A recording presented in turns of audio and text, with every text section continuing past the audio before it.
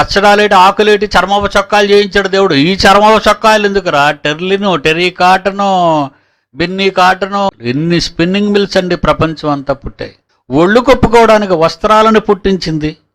ఆ వస్త్రాలను తయారు చేసే వేటగాళ్లను, దోపిడీ దొంగలను, బడా రాజకీయ నాయకులను,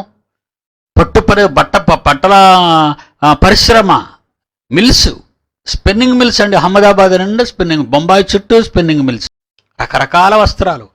అలా వస్త్రాలు కనిపెట్టింపజేసి వాళ్ళకి డబ్బు సంపాదన ఇచ్చి మనుషులు కొనుక్కునేటట్టు చేసి అలాగే ఒక రకమైన బట్టలంటే అబ్బో ఎన్ని రకాల బట్టల ప్రపంచం అంతా తయారు చేసి ఇప్పుడు ఆ బట్టలన్నీ చింపేసుకోమంట. ముడుకుల దగ్గర చింపేసుకో, వెనక భాగంలో చింపేసుకో. చర్మపు చొక్కాయలు ఎందుకు?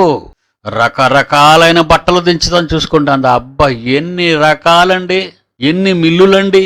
ఒక సీఎంఆర్ ఆకాశం అంత వెళ్ళిపోయింది. బట్టల దుకాణం పెట్టిన వాడు కోట్లు సంపాదిస్తున్నాడు ఈరోజు. బట్టలు పరిశ్రమను నెలకొల్పింది, బట్టలను ప్రజల మధ్యకు దించింది, బట్టలను ప్రజలు కొనుక్కునేటట్టు చేసింది, ఆ బట్టల సోకుల్లో, ఆకారాల్లో, అందమైన ఫోజుల్లో పెట్టింది. చివరికి ఎక్కడ తీసుకెళ్ళిపోయిందంటే ఒంటి మీద గుడ్డలు చింపుకోమంది. వాడెవరు? పాతాళపు దూత. వీళ్ళెవరికైనా తెలుసా? ఎవ్వరికీ తెలియదు.